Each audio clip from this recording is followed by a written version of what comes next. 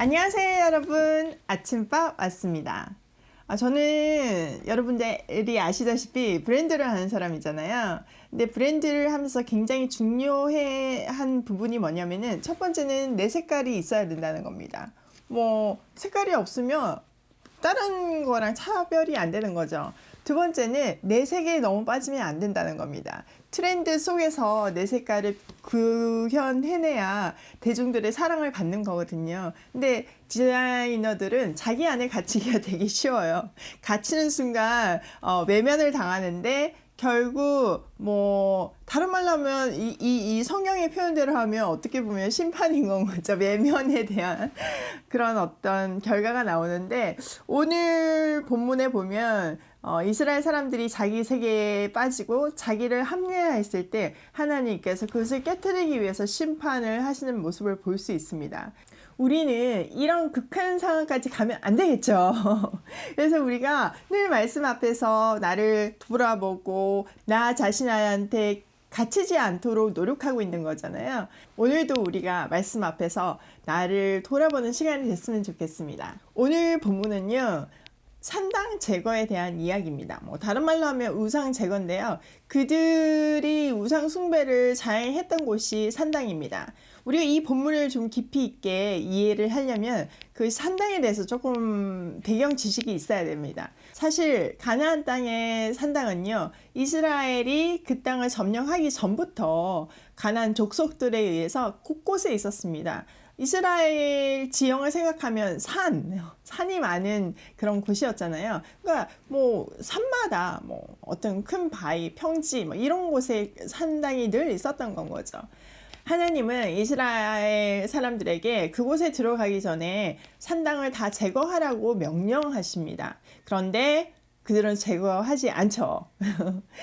그리고 그것을 어떻게 활용하느냐 하면은 하나님을 예배하는 예배 처소로 변경시킵니다. 그러니까 뭐 그곳에서 우상을 숭배했는데 그냥 그 장소는 그대로 쓰면서 하나님을 예배하게 된 건 거죠. 근데 처음에는 하나님이 그걸 한시적으로 허용하셨습니다. 왜냐하면은 이스라엘 성전이 지어지기 전이니까요.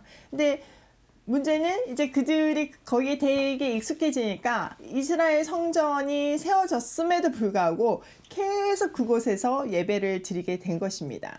므낫세 때에는 그 산당에서의 우상 숭배가 그게 다랬는데요. 이방신을 숭배하는 방법 중에서 제일 강도가 높은 거가 자기 자식을 그 신에게 바치는 거였거든요. 근데 므낫세가 자기 자식들을 그 산당에서 정말 바치는, 불로 태워서 바치는 그런 일들이 벌어졌습니다. 근데 참 아이러니하게 므낫세의 아버지가 히스기야였거든요. 히스기야는 종교 개혁을 통해서 전국에 있는 산당을 제거하는 작업을 했습니다. 또 므낫세의 손자 요시야도 종교개혁 운동을 단행을 했거든요. 그럼에도 불구하고 그들이 죽으면 다시 산당이 부활을 했습니다. 왜 이렇게 이스라엘 사람들은 산당에 집착을 했을까요? 분명한 이유가 있을 거잖아요. 첫 번째는 편리함이었습니다. 예루살렘 성전까지 가려면 뭐 그 근교에 있는 사람들은 어렵지 않았겠지만 전국에서 가기에는 시간이 걸리는 건 거예요. 그러니까 그 근처에 그냥 산당은 뭐 어디 곳에든 있으니까 그곳에서 예배 드리는 게 쉬운 건 거죠. 그리고 이 예루살렘 성전에서는 예법이 막 아주 철저하게 지켜졌을 거잖아요. 그런데 지방의 산당, 동네 산당에서는 그냥 그렇게까지 까다롭지 않았던 건 거죠. 그냥 편안하게 예배를 드리게 되는 건 거예요. 사실 우리가 지금 온라인 예배를 드리고 있는 상황이잖아요. 이거에 대해서 되게 많이 생각을 해야 됩니다. 비록 온라인 예배지만 정말 경건하게 우리가 예배당에서 모여서 하나님을 예배하듯이 옷도 정갈하게 입고 또 예배하는 태도도 집중하면서 정말 온 마음으로 신령과 진정으로 예배를 드려야 되는 것을 우리가 여기서 배울 수 있는 건 거죠.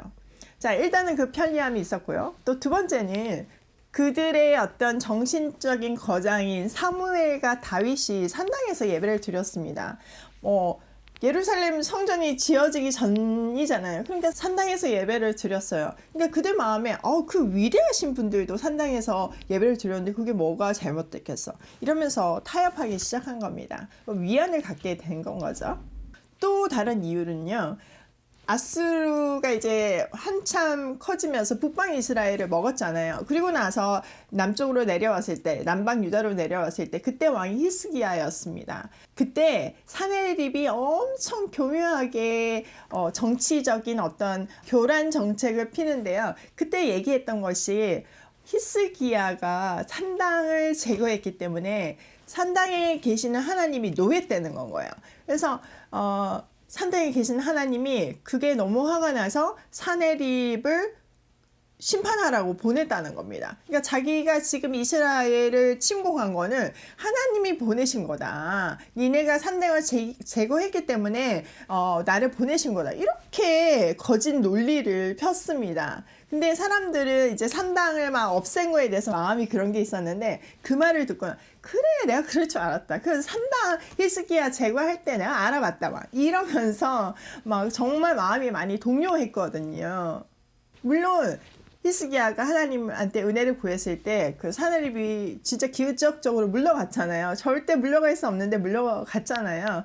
그럼에도 불구하고 백성들은 그 뒷이야기는 기억을 못하고 그 거짓말을 가슴에 박힌 겁니다. 산당을 소중하게 여겨야 돼. 이러면서 히스기야가 죽자마자 산당이 다시 부활하기 시작했습니다.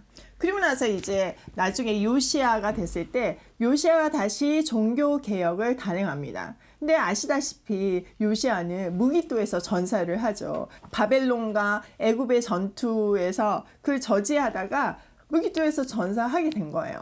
근데 그때 또 백성들이 막 동요를 하는 겁니다. 그래, 산당을 제거하더니 또 저렇게 빨리 죽는다. 이거 산당 우리가 고수해야 돼. 이러면서 이제 자기 합리화를 하면서 그 산당에서의 우상 숭배를 계속하게 된 건 거죠.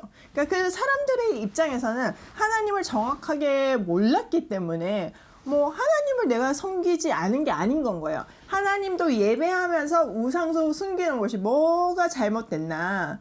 그런 생각이 팽배했기 때문에 하나님은 그 잘못된 생각을 깨트려 줄 수밖에 없었던 것입니다. 그것이 이 심판인 건 거예요.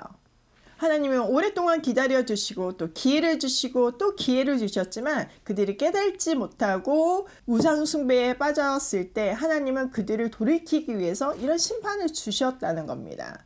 여러분, 그들을 만약에 내버려 뒀으면 어떻게 되는 거예요? 네, 멸망하는 건 거예요. 하나님이 심판하시지 않아도 그냥 영적으로 그냥 멸망하는 건 거예요. 지옥에 떨어지는 건 거죠. 그러니까 하나님이 그들을 구원하시기 위해서, 살리기 위해서 이런 극적인 효과, 때려서라도 진짜 몽둥이를 쳐서라도 그들을 돌이키는 것이 지금 오늘 본문인 겁니다. 한번 들어가서 볼게요. 1절 여호와의 말씀이 내게 임하여 이르시되 인자야 너는 이스라엘 산을 향하여 그들에게 예언하여. 그러니까 이스라엘은 산의 나라였잖아요. 그 지형 자체가. 그래서 그들에게 예언하라는 겁니다. 자, 3절 이르기를 이스라엘 산들아 주 여호와의 말씀을 들으라. 주 여호와께서 산과 언덕과 시내와 골짜기를 향하여 이같이 말씀하시기를 나 곧 내가 칼이 너희에게 임하게 하여 너희 산당을 멸하리니. 아수르와 바벨론이 산의 하나님 이렇게 얘기할 정도로 지형적으로 산이 많았는데요. 하나님은 그 산에 있는 산당을 지적하시고 계십니다. 4절 너희 제단들이 황폐하고 분향 제단들이 깨트려질 것이며 너희가 죽임을 당하여 너희 우상 앞에 엎드러지게 할 것이라. 이스라엘 자손의 시체를 그 우상 앞에 두며 너희 해골을 너희 제단 사방에 흩으리라. 하나님께서 그 산당을 다 황폐하게 하고 무너뜨리실 건데요. 또 그 우상 숭배자들을 어떻게 하냐면은 그 산당 안에서 죽게 하신다는 겁니다. 여러분, 진짜 그 산당 안에 그들이 섬기는 신들이 살아있다면 그 신을 섬기는 사람이 죽을 때 그 신이 보호해야 되는 게 정상인 건 거잖아요. 죽지 않아야 되는 게 정상인 건 거잖아요. 신을 섬겼기 때문에 죽는 거거든요. 그런 일은 없어야 되는 건 거잖아요. 그런데 그들은 우상 숭배 때문에 하나님의 심판을 받거든요. 그거 자체가 벌써 신은 존재하지 않는다. 그러니까 우상은 가짜다. 사람들이 만들어낸 그냥 나무 토막, 돌 조각일 뿐이다. 이것을 증명하고 있는 건 거죠. 6절 내가 너희가 거주하는 모든 성읍이 사막이 되게 하며 산당을 황폐하게 하리니 이는 너희 제단이 깨어지고 황폐하여 너희 우상들이 깨어져 없어지며 너희 분향 제단들이 찍히며 너희가 만든 것이 폐하여지며 또 너희가 죽임을 당하여 엎드러지게 하여 내가 여호와인 줄 알게 하려 함이라.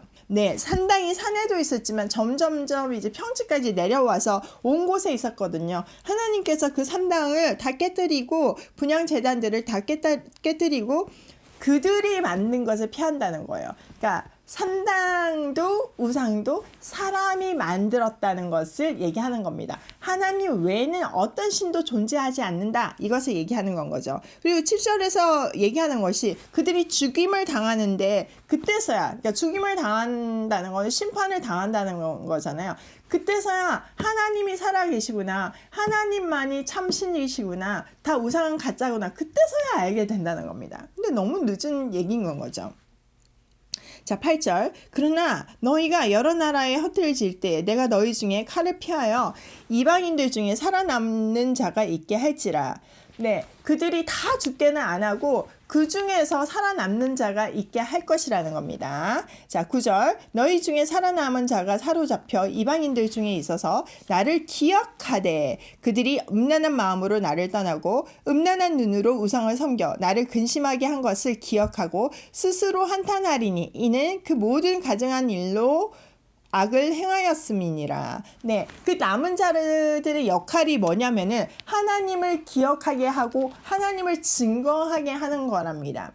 그러니까 그들이 다 죽임을 당하는 거를 남은 자들은 봤잖아요. 그러니까 그 사건을 통해서 하나님을 그때서야 기억하게 되고 하나님이 참신이고 그 우상들은 가짜였음을 세상에 알리는 역할을 하게 할 것이라는 겁니다. 그러니까 마치 사람들은요, 기억 상실증에 걸린 것 같이 하나님을 자꾸 잊어버려요.